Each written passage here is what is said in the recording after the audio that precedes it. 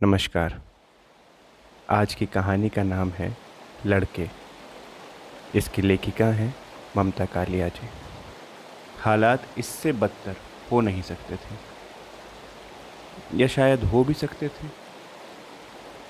सबसे बड़ा संतोष ये था कि लोग अभी जिंदा थे। लोगों में बेहिसाब जिजीविशा थी। पेट पूरा भरा हो तब तो जिंदा थे ही, पेट पूरा ना भरा होने पर भी जिंदा थे। साल दर साल वो सूखे से, बाढ़ से, बीमारियों से, भूकंप से लड़ते और ज़िंदा रहते आते। दिन प्रतिदिन वो महंगाई, मिलावट और मक्कारी से भिड़ते और ज़िंदा रहते आते।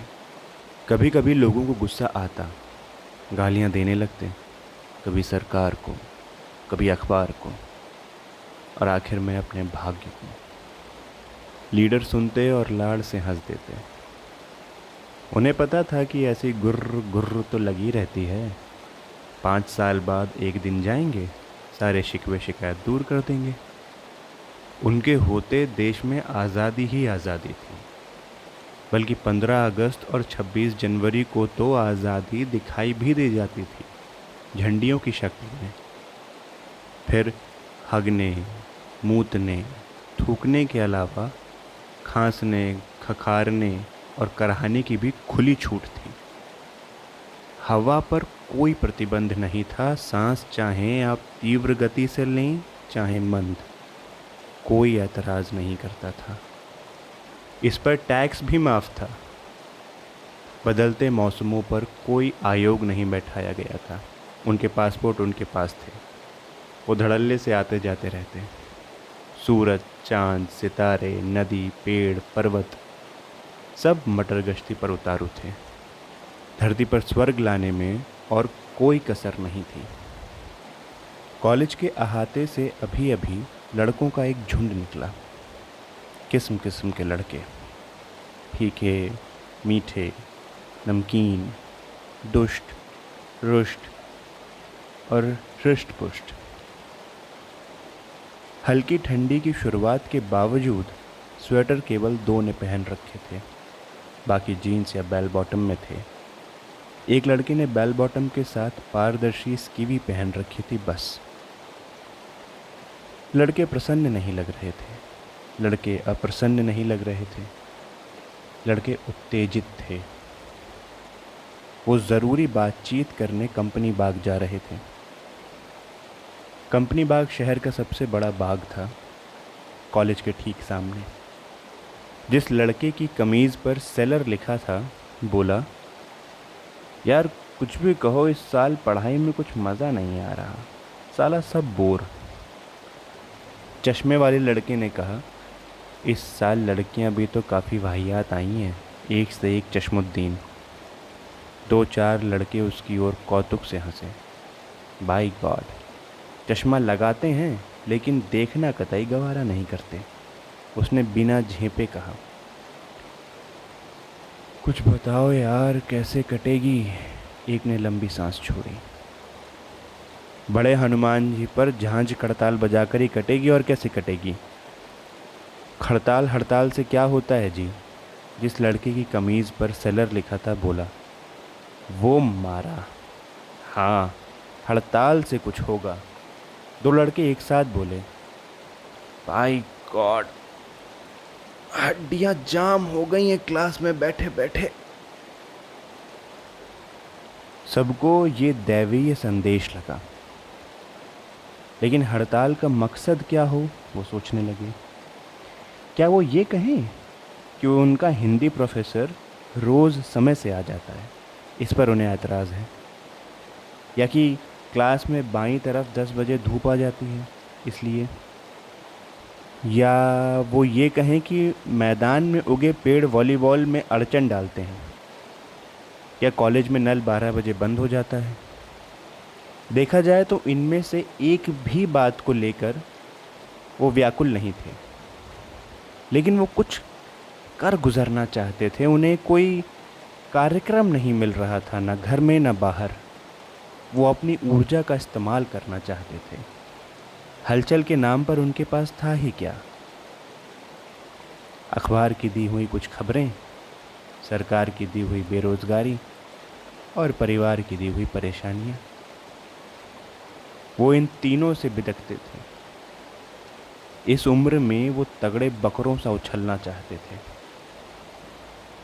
बहरहाल हड़ताल तो करनी ही थी। शहर में एक सेवा समिति थी। उनके मंत्री काफ़ी धाकड़ थे। हड़ताल कराने, हड़ताल स्थगित कराने, हड़ताल समाप्त कराने जैसे कार्यों में उनका सहयोग रहता था। उनसे पूछा जाए। उनसे पूछा गया, उन्होंने बता दिया। धड़ाधड़ पर्चे छपवा लिए गए, बैनर बन गए, माइक वाले को माइक के लिए ऑर्डर दे दिया गया। हड़ताल का मुद्दा था प्राध्यापकों के चयन में छात्रों का प्रतिनिधित्व। समिति के मंत्री ने तो ये सुझाव दिया कि हड़ताल और क्रमिक भूख हड़ताल समानांतर रखी जाए, इससे तुरंत असर पड़ेगा। लेकिन छात्रों को ये नहीं जचा। जब रोज़ ही भूखे रहते हैं तो भूख हड़ताल में क्या हो। यूँ उन्हें हड़ताल का मुद्दा भी कुछ खास पसंद नहीं आया था। वो जानते थे जो भी आएगा एक सा पढ़ाएगा, जड़, बेहुदा और बेमतलब। उस पढ़ाई का इससे कोई ताल्लुक़ नहीं होगा कि अर्जुन सिंह का बाप 9 अगस्त को रिटायर हो रहा है, कि सुनील वर्मा की 2 बहनें लगातार जवान हो रही हैं, कि अनूप कौशिक का बड़ा भाई अब तक 382 रुपये और 70 पैसे महज नौकरियों के लिए आवेदन पत्र भेजने में तबाह कर चुका है। उस पढ़ाई का इससे भी कोई ताल्लुक़ नहीं होगा कि गेहूं दिनों दिन महंगा होता जा रहा है। बाज़ार से कभी कोयला गायब हो जाता है, कभी मिट्टी का तेल। शहर की सभी मुख्य सड़कें टूटी पड़ी हैं और चौराहों पर सरेआम जेब काटी जाती है। लेकिन जब तक कुछ और करने को ना हो तब तक तो हड़ताल करनी ही थी। अपने हक का इस्तेमाल। पढ़कर निकलने की जल्दी भी किसे थी। जो निकले थे वो भी रो रहे थे, जो नहीं निकले वो भी।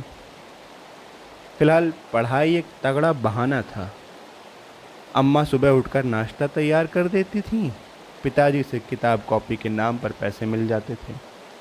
पढ़ चुके तो ये उम्मीद भी गोल। घर भर के लिए ये एक फ़क्र का विषय था कि लड़का कॉलेज जाता है। बस इस बात के आगे बाकी सारे सवाल स्थगित हो जाते थे। तय हुआ कि बाकायदा गंगा स्नान के बाद नारियल तोड़कर हड़ताल का श्री गणेश किया जाए।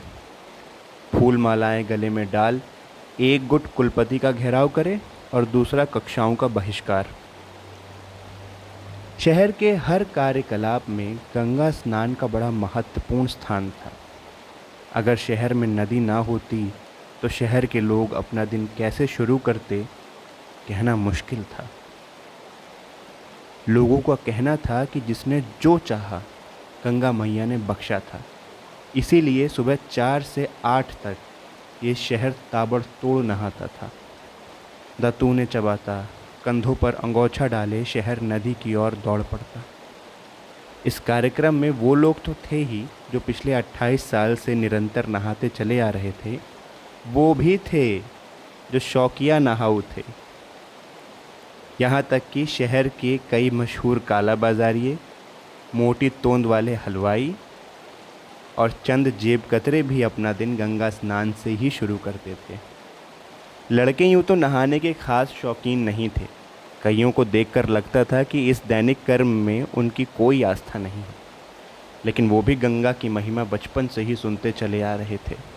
फिर हड़ताल तो कायदे से होनी चाहिए, लिहाजा 19 लोगों की टोली बन गई। जब वो घंटाघर से बांध के लिए रवाना हुए, मन काफ़ी मस्त हो आया। पिछले दिन का आक्रोश सुबह की ठंडी हवा में ठंडा हो गया। 3 लड़के आने से रह गए। उनका इंतज़ार करना उचित नहीं समझा गया। 2-4 रिक्शे वालों से पूछा, 6 सवारी बांध का क्या लोगे? रिक्शे वाले ने मना कर दिया। तो फिर उनके टायरों की हवा निकालने का कार्यक्रम संपन्न किया गया। फिर उन्होंने 2 इक्कों में अपने आप को लादा और इक्के वाले से लगाम और चाबुक संभाल कर चलते बने। रास्ते में दोनों इक्कों में होड़ लग गई। एक का पहिया गड्ढे में उतरते उतरते बचा और आखिर में सकुशल बांध पर पहुंच गए। बांध पर काफ़ी भीड़ थी। आज कार्तिक पूर्णिमा थी। लंबा चौड़ा घाट था। अपार भीड़ स्नान कर रही थी, तिलक लगा रही थी, कपड़े बदल रही थी। ढेर के ढेर स्कूटर खड़े थे और साइकिलें। वहीं एक तरफ खड़ी थी कई जीपें। लड़कों ने गिना। 7 पर भारत सरकार की तख्ती लगी थी, 3 पर प्रादेशिक सरकार की। जाहिर है भारत सरकार स्नान करने आई थी। लड़कों ने देखा भारत सरकार मूली खरीद रही थी, भारत सरकार जलेबी खा रही थी, भारत सरकार पुण्य कमा रही थी। एक जीप मत्स्य विभाग की थी, एक स्वास्थ्य विभाग की। करदाता के खून पसीने का पेट्रोल पेट में डाले ये जीपें दौड़ती रहती थीं। साहब के लिए तरबूज लाने, साहब के बच्चे स्कूल पहुंचाने, साहब की मीम को सिनेमा दिखाने, साहब के रिश्तेदार स्टेशन पहुंचाने। लड़कों ने जीपें और जीपों के जमहुआइयाँ लेते ड्राइवरों को देखा। ड्राइवरों के चेहरे पर बेगार का संतोष था। अनूप, सुनील, अर्जुन, श्यामल और ताहिर काफ़ी देर किनारे पर खड़े तमाशा देखते रहे। वीरेंद्र एक तरफ खड़ा तिरछी आंख से कपड़े बदलती एक औरत को देख रहा था। अर्जुन सिंह का ध्यान पंडों पर था। साला आगे बढ़ने ही नहीं देता। अर्जुन सिंह ने अनूप को दिखाया। देख लेना, शाम तक ही 100 रुपये कमा लेगा। हमसे तो यही अच्छा है। हो सकता है 2 जमात भी पढ़ा ना हो, पर अच्छे अच्छे पढ़े लिखों का शिकार कर रहा है। सब के सब शिकारी हैं यहाँ। कोई तराजू से शिकार करता है, कोई मीटर से, कोई लीटर से। सबसे बड़े शिकारी तो ये हैं, सुनील ने कड़वाहट से कहा। जीपों में लद लद कर आने वाले अफसरान, इन्हीं को भ्रष्टाचार की जांच पड़ताल का जिम्मा सौंपा जाता है। श्यामल मन ही मन डर रहा था। उसके पिता शिक्षा विभाग में काम करते थे। सुबह उसके कान में भनक पड़ी थी कि घर में सबका नहाने का कार्यक्रम है, जीप आने वाली थी। वो मना रहा था कि जीप ना आई हो। अर्जुन सिंह ने कहा, आया साया चले हैं हड़ताल करने। हड़ताल करनी है तो इनके खिलाफ करो, इनसे कहो कुर्सियां खाली करें, हम आ रहे हैं। अनूप बोला, यार मुझे भी हड़ताल के नाम पर आलस आ रहा है। साला सारा दिन गला फाड़ कर चिल्लाओ और घर जाकर डांट सुनो। दरअसल मुद्दा कुछ ठीक नहीं है। नहीं जी, एक बार सोच लिया पीछे हटना गलत है, ताहिर ने कहा। श्यामल पहले ही ढुलमुल हो रहा था। बोला, मुझे तो स्टेशन पहुंचना है, बुआ जी आ रही हैं। तभी एक जीप दन्न से आकर उनके पास रुकी। जीप सिंचाई विभाग की थी। उसमें से कई लोग तौलिया लेकर उतरे। ताहिर के मुंह से बेसाख्ता ठहाका निकल गया। आइए आइए, बस आपकी ही कमी थी। हम सोच ही रहे थे सिंचाई विभाग इस साल नहाने नहीं आया। सारे लड़के ठहाका मारकर हंस पड़े। आने वाले अचकचा गए। उनके चेहरे पर खिसियाहट थी। उन्होंने ध्यान से लड़कों को देखा, क्या पता कौन गुप्तचर विभाग का हो। इंजीनियर थोड़ा हटकर अपने बाबू को धमकाने लगा। ऊपर शिकायत पहुंच गई तो सारा नहाना धरा रह जाएगा आपका। मुझे लिए डूबने की साजिश करते हैं आप लोग, मैं आप सब की सीआर बिगाड़ दूंगा। इंजीनियर खुद बेहद बौखलाया खिसियाया हुआ था। फिर वो लोग बिना नहाए लदर पदर जीप में घुसे और वापस चले गए। लड़कों का दिन सार्थक हो गया। वो हंसे और हंसते चले गए। मस्ती में वो एक जीप में घुस गए।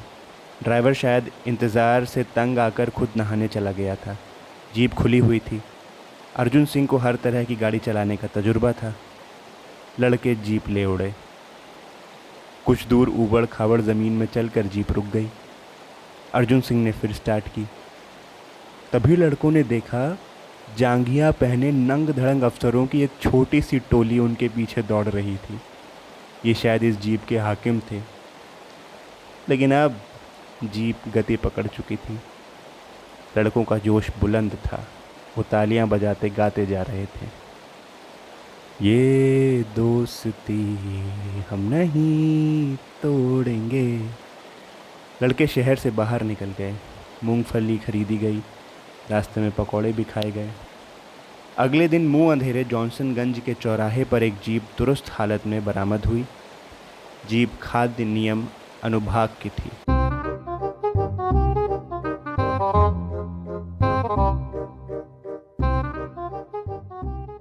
आशा करता हूँ कि आपको ये कहानी पसंद आई होगी। अगले हफ्ते मिलते हैं एक नई कहानी के साथ।